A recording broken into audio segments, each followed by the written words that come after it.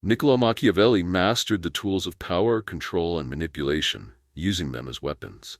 But are these principles too dangerous, or can we learn from them? In today's world, every decision often feels like a calculated power move. The Prince, written over 500 years ago, still influences modern thinkers and leaders.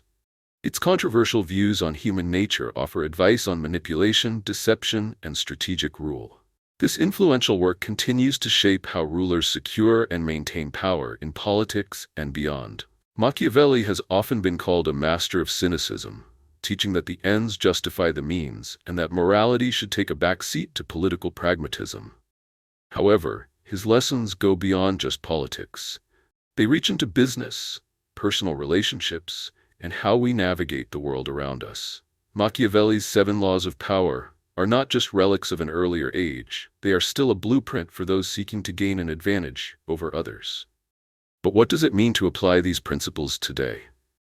Are we merely using these strategies to survive, or have we internalized them so deeply that we aim to dominate the world and the people within it? These questions are more relevant now than ever, as we explore how Machiavelli's lessons have survived the test of time, shaping the minds of rulers, politicians, and even ordinary people seeking control in their personal and professional lives. This video will delve into each of Machiavelli's 7 laws, examining how they've been used in history, how they apply to modern life, and whether or not following these laws makes one a ruthless manipulator or simply a strategic thinker. At the heart of this exploration is a central question: do we embrace these lessons as a way to ensure our survival, or do we see them as tools of dominance pushing us into dangerous territory? To answer this, we must look at Machiavelli's advice from all angles: its wisdom, its dangers, and its relevance in an era where power dynamics are constantly shifting. In the next sections, we will break down the first law and explore how the manipulation of truth and deception has played a key role in power structures both past and present. Machiavelli's first law of power is one of the most crucial and timeless. Power requires manipulation. To maintain control, a ruler must master the art of both deception and truth. In The Prince, Machiavelli advises that a leader should not be afraid to manipulate their image, use flattery, and misdirect their enemies to achieve their goals. However, manipulation in this sense is not about being dishonest for the sake of malice. Rather, it is about controlling the narrative, shaping the world's perception of you, and using people as pawns in your greater strategy. Machiavelli believed that the most successful leaders were those who could deceive with precision, presenting an image that worked to their advantage. He uses the example of Cesare Borgia, a ruthless ruler who understood that power was not simply about brute force, but about controlling people's perceptions. Borgia was known for his cunning manipulation of both allies and enemies alike. He would charm those who could benefit him, deceive those who posed a threat, and use fear as a tool of control.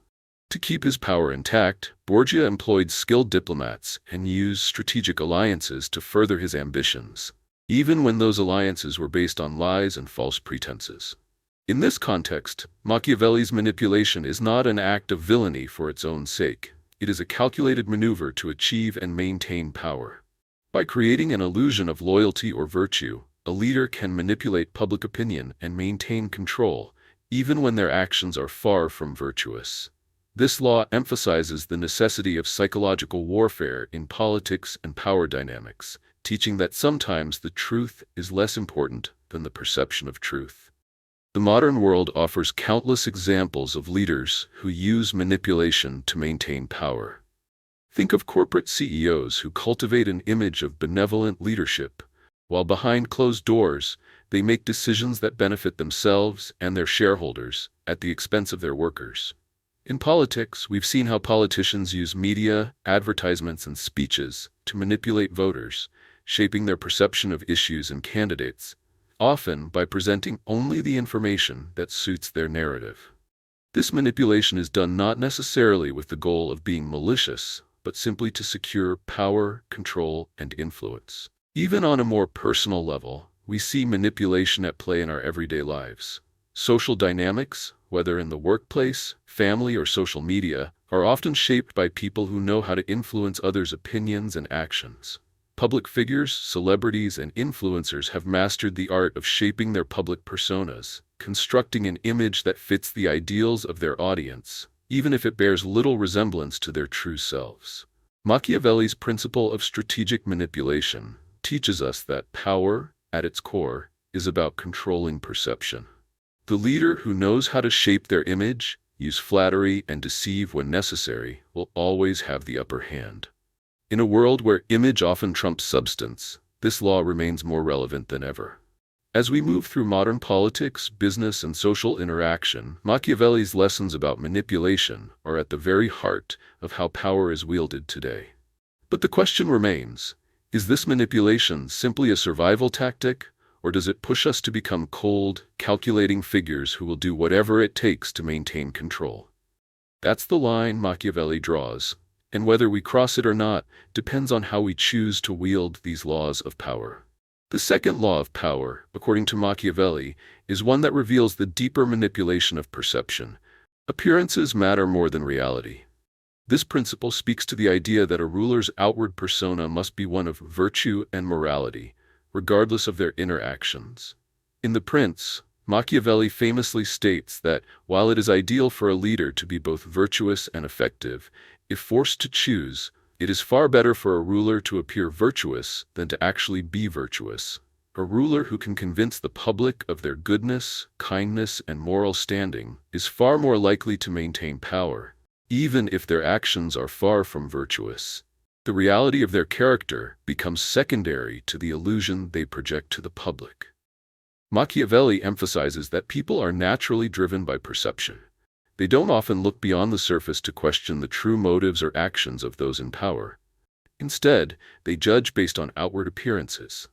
How a leader speaks, how they dress, how they carry themselves. A ruler must, therefore, craft an image that aligns with the virtues and ideals that their people expect to see. To Machiavelli, the power of perception is immense. If a leader can manipulate how they are seen, they can control how they are treated, trusted, and ultimately followed. In history, there are countless examples of leaders who embodied this law of appearances over reality. One of the most notable is King Louis XIV of France. Known as the Sun King, Louis cultivated an image of divine right and benevolent rule. He spent lavishly on public displays of grandeur, constructed the magnificent Palace of Versailles, and appeared as an almost godlike figure to his subjects. Yet, behind this polished image, Louis ruled with absolute power, making harsh decisions and engaging in costly wars. He projected an image of calm, divine rule, while consolidating power through careful political maneuvering, showing that appearances could be the key to maintaining control, even if reality was far more brutal. Napoleon Bonaparte is another example of a ruler who understood the power of appearance. Throughout his reign, Napoleon worked tirelessly to craft a public image of strength, intelligence, and military prowess. His image as a charismatic leader was carefully constructed through portraits, speeches, and victories on the battlefield. Even his clothing, such as his iconic military uniform, was chosen to evoke a sense of authority and discipline.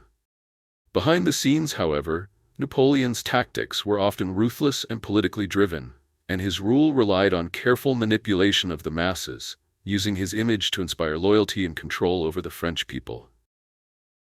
In modern times, this law is perhaps more relevant than ever. Consider the world of politics and celebrity culture, where public figures carefully curate their image through social media, media appearances, and public relations. Politicians today craft their images to match the values of their voters, portraying themselves as champions of the working class or defenders of family values, even when their personal lives or actions may not align with these claims. The manipulation of appearances is key in a world where perception can easily outweigh the truth. In the realm of business, CEOs and entrepreneurs often construct an image of competence and success, even if behind the scenes, the company is struggling or operating unethically. This phenomenon is particularly prevalent on social media, where influencers, celebrities, and even regular people curate their online personas to project the image of a perfect life. Whether it's through filters, carefully staged photos, or well-crafted posts, the digital world thrives on a carefully constructed reality that may bear little resemblance to the individual's actual life. In fact, the more perfect the image, the greater the power it holds over the audience. Social media influencers manipulate their followers by presenting an idealized version of themselves that followers aspire to, thereby controlling perceptions of beauty, success, and happiness. Machiavelli's law teaches us that the image a leader projects is often more important than who they truly are. This idea can be both a powerful tool and a dangerous trap. On one hand, the leader who is skilled at shaping their public image can gain immense power, inspiring trust, loyalty, and admiration. On the other hand, this manipulation of perception can also lead to a disconnect from reality, causing leaders to become more concerned with maintaining their image than with addressing the real issues at hand. As we navigate today's world, where image is often crafted more carefully than truth, Machiavelli's advice on the importance of appearance remains an essential part of the power game. However, this raises a crucial question. If we rely too heavily on appearances, do we risk losing sight of who we truly are? And does this make us more susceptible to the manipulative tactics of others? Machiavelli's third law of power is one of the harshest, yet perhaps the most essential to understand. Ruthlessness is necessary in decision-making. For Machiavelli, power is not about playing it safe or adhering to conventional morality. It's about doing what is necessary to maintain control and achieve one's goals. The essence of this law is that a ruler must not hesitate when making difficult decisions, especially when those decisions may be morally or ethically questionable. To rise to power and hold on to it, a leader must be willing to act decisively, without remorse or hesitation, even when faced with difficult choices that might alienate others or betray personal values. Machiavelli argues that indecision or weakness leads to the erosion of power. A ruler who dithers, who tries to please everyone or seeks the approval of every ally, will quickly find themselves out of control, their position undermined by rivals who are more resolute in their pursuit of power. The ability to make ruthless decisions, however, separates the strong from the weak. This is the essence of Machiavelli's advice. A leader must be prepared to do whatever it takes, regardless of the moral implications, to secure their position and safeguard their power. Historical examples abound of rulers who understood the necessity of ruthless decision-making. One of the clearest examples is that of Napoleon Bonaparte. Napoleon was known for his military genius and his ability to decisively act on the battlefield, but his decisions were often brutal, without regard for the cost in human lives. His invasion of Russia in 1812, for example, was a calculated risk that ultimately cost him a significant portion of his army. Yet Napoleon acted decisively, believing that failure to act would be even worse for his power. Napoleon didn't hesitate to make brutal decisions, whether it was executing perceived traitors or engaging in warfare that decimated whole populations, all for the sake of maintaining his grip on power. Similarly, Queen Elizabeth I of England exemplified ruthless decision-making in her reign. She faced constant political challenges, from threats to her life to religious uprisings, and she knew that survival in such a volatile period required tough decisions. One of the most infamous decisions she made was ordering the execution of her cousin, Mary, Queen of Scots, who was seen as a rival to the throne. Despite the political fallout, Elizabeth acted decisively, knowing that Mary's claim to the throne posed a significant risk to her own power. Elizabeth's willingness to make such ruthless decisions, even at the cost of her own reputation, solidified her control and ensured her survival as the monarch of England. In the modern world, ruthless decision-making is just as crucial for those in power, though it often takes different forms. In business, executives must sometimes make hard choices, such as laying off employees or making cuts to ensure the survival of a company. These decisions may be unpopular, but they are often necessary to maintain the company's financial health and long-term viability. For example, during the 2008 financial crisis, many major corporations were forced to make ruthless decisions, cutting jobs, salaries, and even entire divisions to stay afloat. These decisions, while difficult, were seen as essential to maintaining the business's future. CEOs who hesitated or failed to act quickly found themselves replaced by more decisive leaders. In the realm of politics, leaders who hesitate in times of crisis risk losing control to those who are more willing to take drastic action. Consider the decisions made by Winston Churchill during World War II. At the height of the conflict, when Britain was on the brink of defeat, Churchill made numerous tough decisions that solidified his leadership, such as rallying his country to continue fighting after the fall of France and resisting the allure of peace negotiations with Nazi Germany. Churchill's ruthlessness in maintaining Britain's defiance was key to the eventual Allied victory, even though it was unpopular at times and cost many lives. However, there are dangers inherent in this approach. The ruthless decision-maker must balance decisiveness with an awareness of the long-term consequences. Over time, a leader who is perceived as too harsh or too willing to sacrifice others for their own benefit may find that their power becomes unstable. The loyalty of subordinates can erode, and public opinion can turn against them if their actions are seen as too brutal or inhumane. Yet Machiavelli argues that, in the pursuit of power, the consequences of hesitation are far worse than the fallout from making a hard decision. In fact, it is the decisiveness to act without hesitation that solidifies a leader's image as strong, capable, and unyielding. In the personal realm, this law can also apply. Whether it's in relationships, business dealings, or personal growth, those who are willing to make tough decisions and confront uncomfortable truths often end up with greater success. It's a lesson we see time and again in the lives of people who have risen to the top in various fields. Those who are unafraid to take risks, to let go of what is no longer serving them, and to make difficult calls when necessary. Machiavelli's ruthless decision-making is not a call for cruelty for its own sake. It is a reminder that power requires boldness, clarity, and the strength to make hard choices when others would falter. In the end, those who hesitate, who are afraid to make the tough calls, will find that they are pushed aside by those who are willing to act, no matter the cost. The true strength of a leader lies in their ability to act decisively and swiftly when the situation demands it. Machiavelli's fourth law of power is one of the most debated aspects of his philosophy. It is better to be feared than loved. While he acknowledges that ideally a ruler should strive to be both feared and loved, he ultimately believes that fear is the more reliable tool for maintaining control. The reason behind this is simple. Love is fickle, while fear is constant. People may fall in and out of love, they may shift their allegiances when they feel slighted or disappointed. But fear, the fear of punishment, the fear of retaliation, remains a powerful motivator that can be sustained even when affection is lost. For Machiavelli, a ruler who is loved is subject to the whims and desires of the people, who may turn against the ruler at any time. Love is voluntary and thus unpredictable. If a ruler relies on love, they are often at the mercy of their subjects' moods and perceptions. A leader who is loved is one who must continually please their followers, and this can be a dangerous game, as it exposes the leader to constant criticism, challenges, and eventual betrayal. In contrast, fear is something that can be instilled and maintained through authority, punishment, and the threat of reprisal. Fear is not so easily dispelled. It creates a bond between the ruler and the ruled, based on power rather than affection.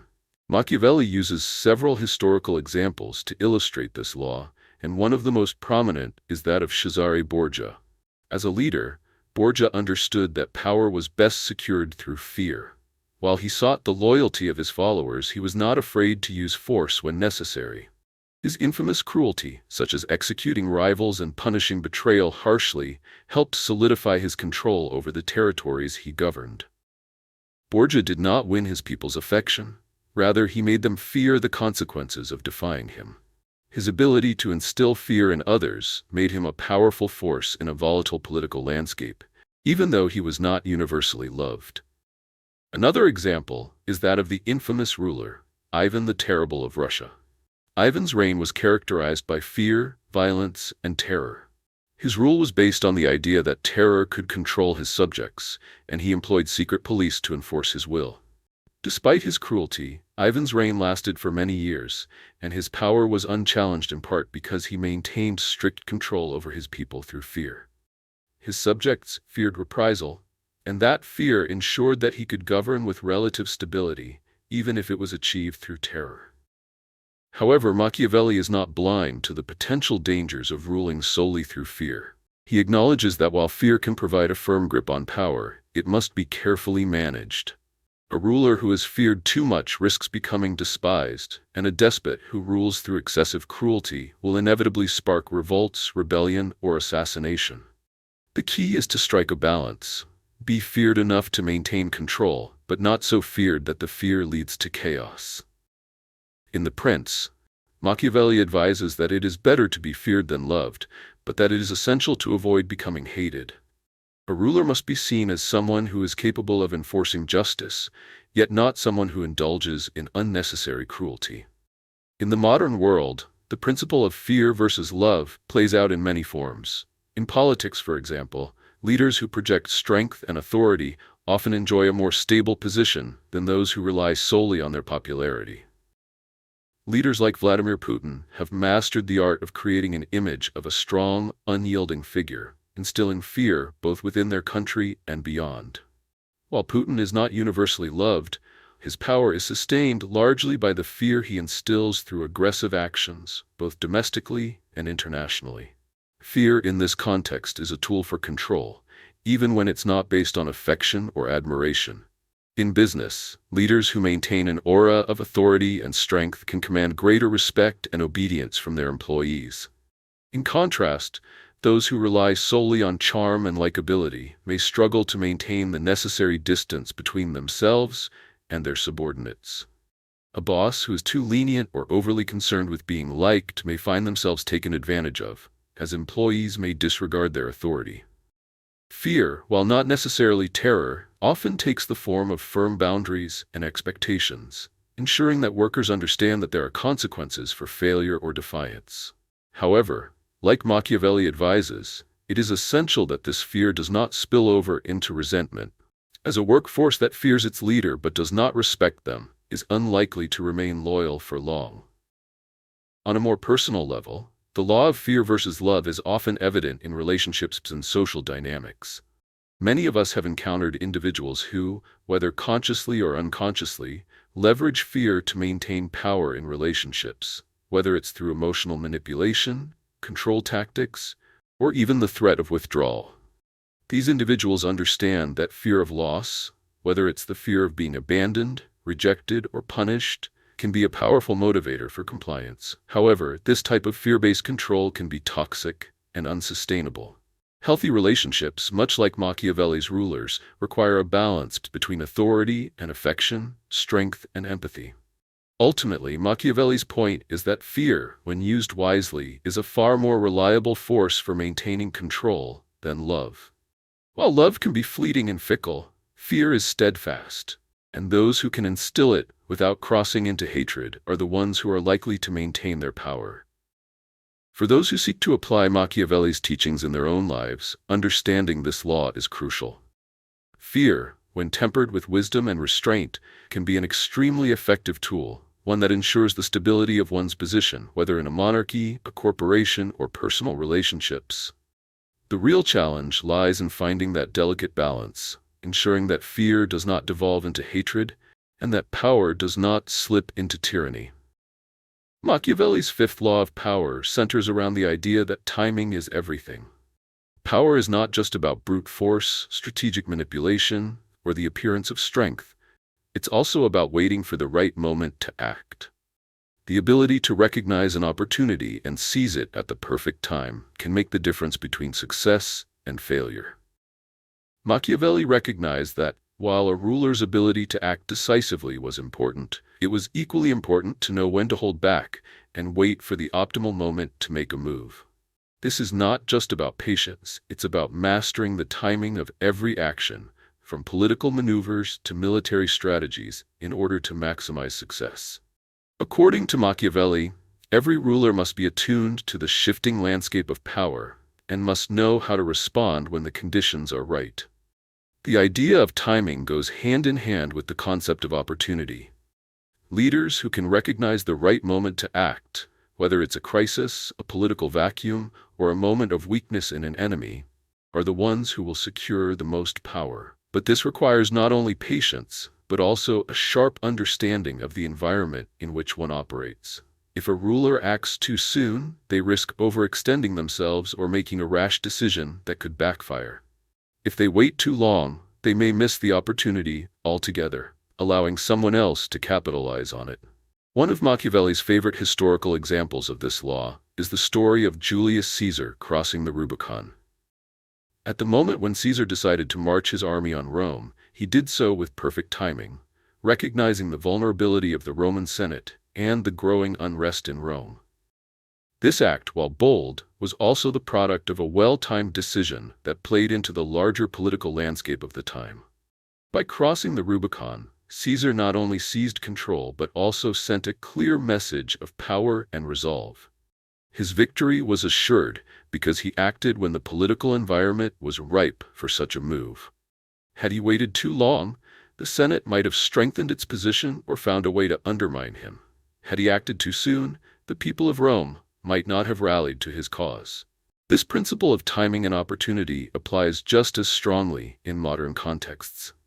In business, for example, the key to success often lies in knowing when to enter a market, when to launch a product, or when to make a bold acquisition.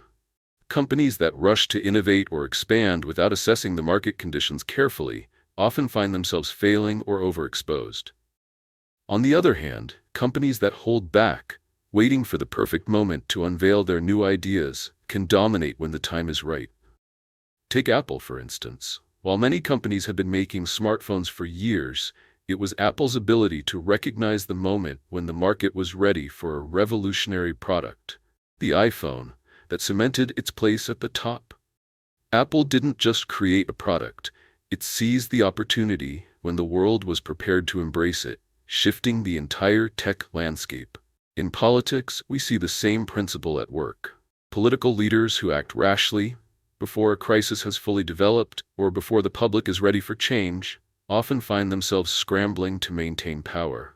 However, leaders who wait for the right moment, when public sentiment has shifted in their favor, or when an opposing leader is in a weakened position, can make bold moves that secure their dominance.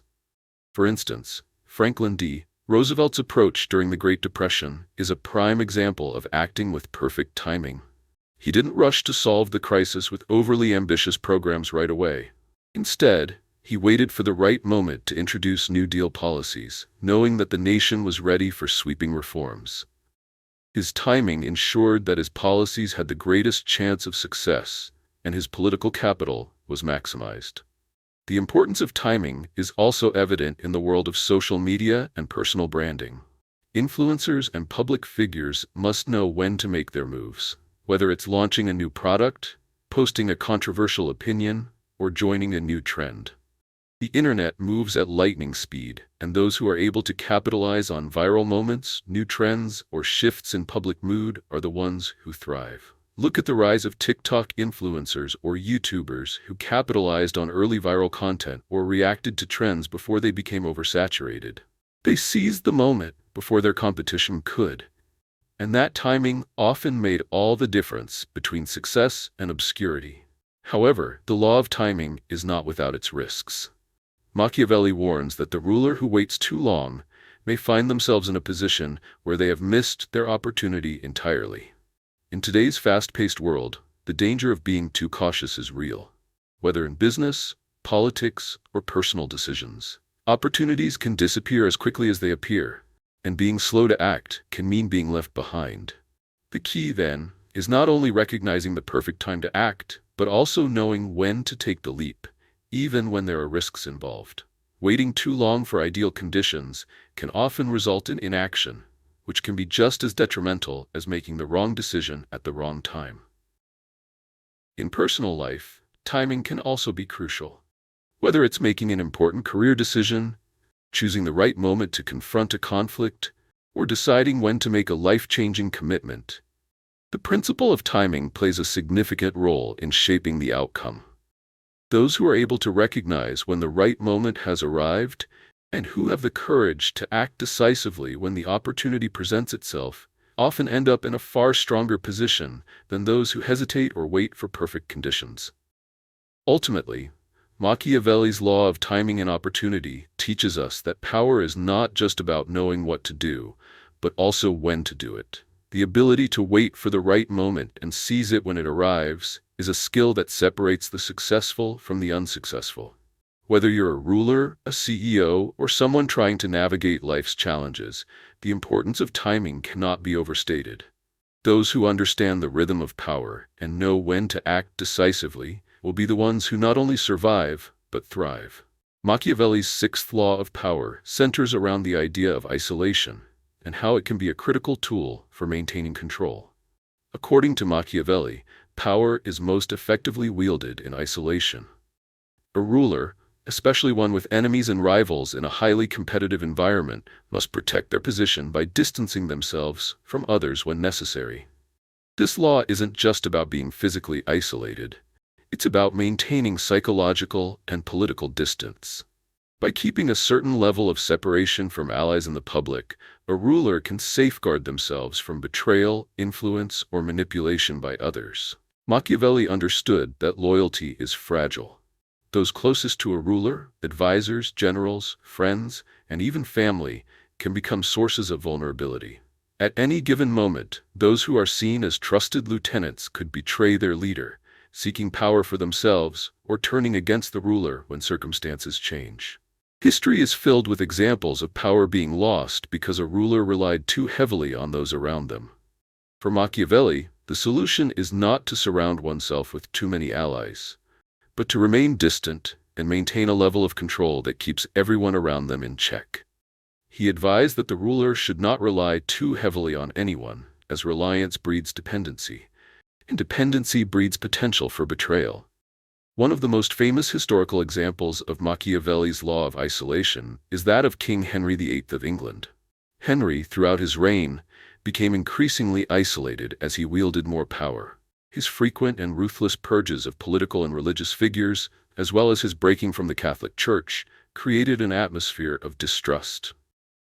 While Henry was a formidable monarch, his decision to distance himself from others led to a series of manipulations and control tactics that consolidated his power. By eliminating rivals, whether through execution or exile, he ensured that no one would threaten his rule. However, this isolation also led to Henry's personal loneliness and paranoia, as his court became increasingly filled with sycophants, who were either fearful of him or bent on currying favor.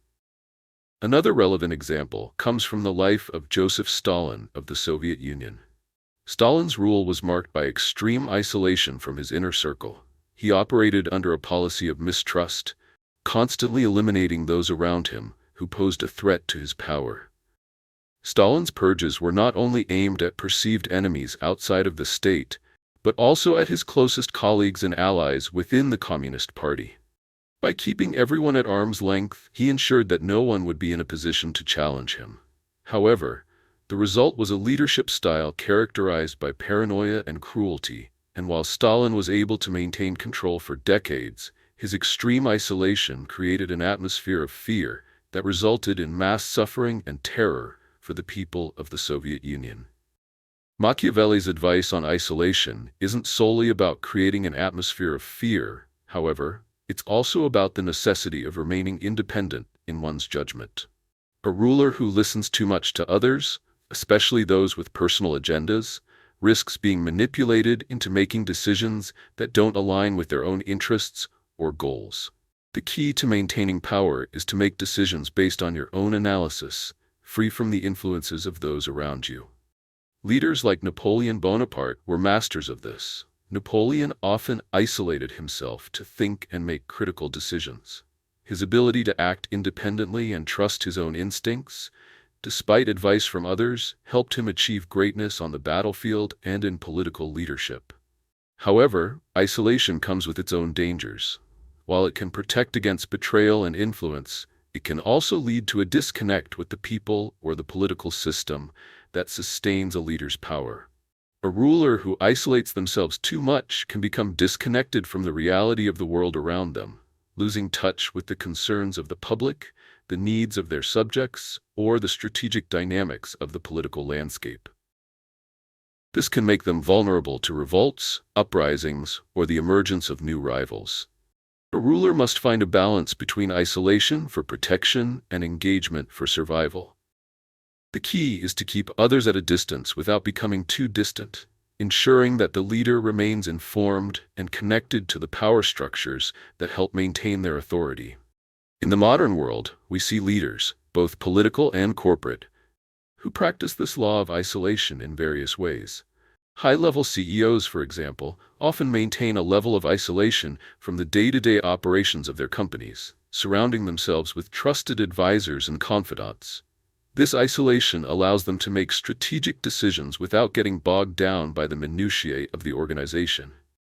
However, this practice can also lead to a sense of detachment from the company's employees or the broader market, creating a leadership style that is distant and sometimes seen as out of touch with the realities of the ground level. In politics, leaders like Vladimir Putin have used isolation as a way to strengthen their grip on power. By keeping close control over his inner circle and keeping those around him uncertain of his true intentions, Putin has maintained a solid hold over Russia's political system. The isolation of key figures from one another and the creation of a sense of unpredictability regarding his next moves has ensured that no one can easily rise up against him or challenge his authority. The principle of isolation also plays out in personal relationships and social dynamics. People in positions of power often maintain a level of distance from their colleagues, friends, or even family to avoid being manipulated or controlled. In the workplace, leaders often create a barrier between themselves and subordinates to maintain their authority and ensure that their decisions are not influenced by personal attachments. Similarly, in personal relationships, some individuals may distance themselves from those who seek to control or manipulate them, using isolation as a means of maintaining their independence and autonomy. However, the law of isolation is a double-edged sword. While it offers protection, it also creates loneliness and alienation. The leader who isolates themselves too much risks losing the loyalty and support of their people, and they may also become disconnected from the needs of their followers. A leader must be cautious in their isolation, balancing the need for protection with the necessity of keeping their power base engaged and loyal. The successful leader knows when to distance themselves for the sake of control and when to re-engage in order to maintain their relevance and power. Isolation, when used wisely, is a powerful tool, but unchecked, it can lead to a loss of empathy, alienation, and ultimately, downfall. Machiavelli's final law of power, the law of adaptability, is one of the most essential and enduring lessons in The Prince. In this law, Machiavelli stresses that the ability to adapt to changing circumstances is critical for any leader who hopes to retain power over time. Power is not static. It shifts, fluctuates, and evolves in response to changing political, social, and economic conditions. A leader who cannot adjust to these shifts will find themselves overtaken by others who are more flexible and willing to change course when necessary. Machiavelli understood that the political environment is in constant flux. Whether due to the rise of new rivals, shifts in public opinion, or unforeseen crises, the landscape of power can change overnight. Therefore, a successful ruler must be able to adjust their strategies and tactics to meet new challenges and seize emerging opportunities. This means that a leader must not only be reactive to external changes, but also proactive in shaping their response to these changes. Those who fail to adapt quickly risk becoming irrelevant, losing the loyalty of their followers, or being overtaken by more agile competitors. One historical example Machiavelli provides to illustrate the law of adaptability is that of Lorenzo de' Medici, the ruler of Florence. Lorenzo was a master of political maneuvering, and one of his greatest strengths was his ability to adapt to the ever-changing political landscape. He faced constant challenges from both internal and external forces, yet his flexibility allowed him to navigate these challenges and maintain control over Florence for many years. Lorenzo's ability to form shifting alliances, respond to threats with calculated moves, and understand the pulse of both his allies and enemies helped him consolidate his power and hold it for a long time. Similarly, Napoleon Bonaparte demonstrated adaptability throughout his career. While Napoleon is often remembered for his military genius and his ability to conquer much of Europe, His success was also due to his ability to adapt to changing circumstances. Whether it was adjusting his battle tactics on the field or shifting his political strategies in response to the changing dynamics of the European powers, Napoleon's ability to quickly change direction was a key factor in his rise to power. However, as Napoleon's rule progressed, his inability to adapt to the changing political realities, particularly his overextension into Russia, led to his downfall. This highlights an important aspect of adaptability. It's not enough to change in response to external forces. A leader must also know when not to overreach and when to stop. Adaptability is just as crucial in the modern world. In today's fast-paced, interconnected world, the speed of change is even greater than it was in Machiavelli's time. Political landscapes shift rapidly, and leaders must be able to pivot quickly to address crises, respond to new challenges, or exploit unforeseen opportunities. Take, for example, the leadership of Barack Obama during his presidency. Obama faced an economic crisis when he entered office, and his ability to quickly adapt to the demands of the situation was critical in his ability to stabilize the U.S. economy. His decisions on healthcare reform, foreign policy, and economic recovery were all guided by an understanding of the shifting needs of the country and the international community. On the corporate front, adaptability is also key to success. Companies that fail to innovate or adapt to changing markets can quickly become obsolete. The rise of companies like Netflix and Amazon is a testament to how adaptability can drive success. When Netflix initially began as a DVD rental service, it recognized that the future of entertainment lay in digital streaming. Rather than sticking to their original business model, Netflix adapted to the new digital age, investing heavily in online streaming and, eventually, original content production. Amazon, too, was able to transition from an online bookstore to the e-commerce giant it is today by continuously evolving its business model, expanding into new markets, and embracing new technologies such as cloud computing through Amazon Web Services.